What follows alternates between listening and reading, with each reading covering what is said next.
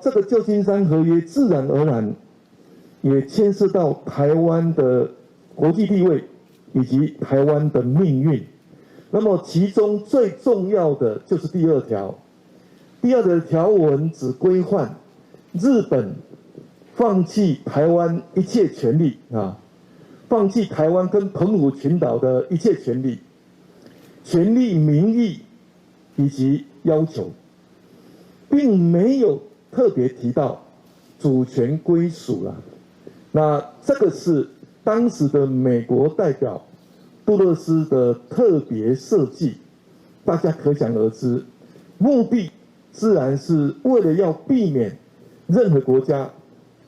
借用旧金山合约宣称对台湾拥有主权特别是针对中华人民共和国。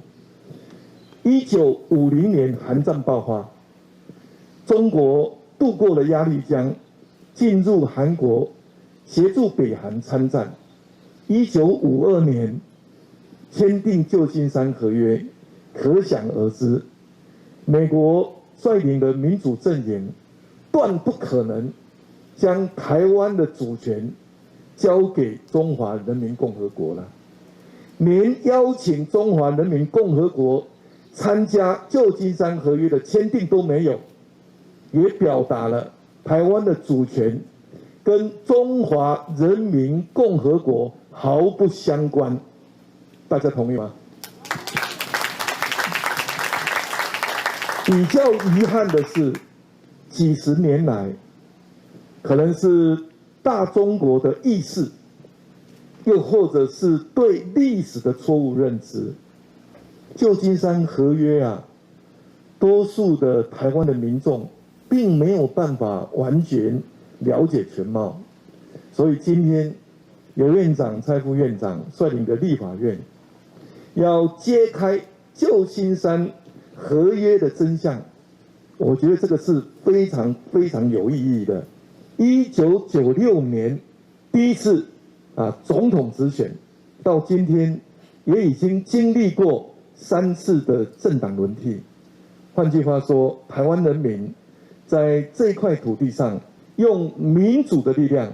跟国际社会宣示，台湾人拥有台湾这块土地的主权，这个是毫无疑问的。但是谈到台湾的主权，除了我们要了解旧金山合约的意义之外，有另外一个重要的历史文件，我们也必须要清楚了解，也就是1971年联合国大会所通过的2758号决议文。在去年，这个决议文刚刚好满50周年，非常重要的一件事情。美国国务院副助理国务卿 Rick Waters 他的中文名字叫华志强先生他特别提到，1971年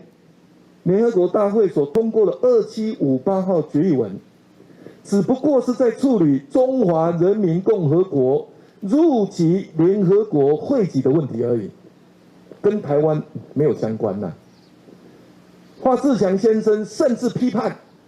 中华人民共和国不应该错用2758号决议文，50年来在国际社会阻挡台湾参与国际组织的权利，包括世界卫生组织，包括国际刑警组织、国际民航组织等等。之后，现任的美国国务卿布林肯先生进一步说了，美国非常希望联合国其他的会员国跟美国站在一起，支持台湾有意义的参与联合国。所以，不管是从客观的现实，或者是国际法来看，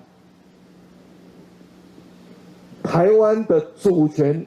不属于中华人民共和国，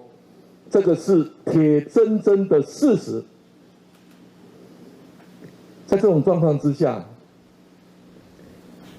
只有台湾人民有权利决定台湾的前途。也就是刚刚尤院长所提到的，任何一个国家对台湾发动战争都是侵略，国际社会都应该要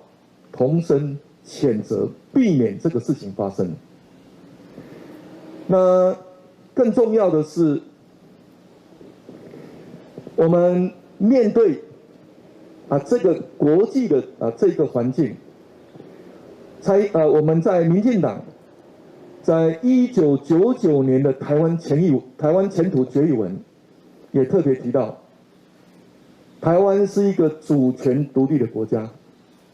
现在的名字叫中华民国，主权跟中华人民共和国互不隶属，台湾的前途由2300万人决定。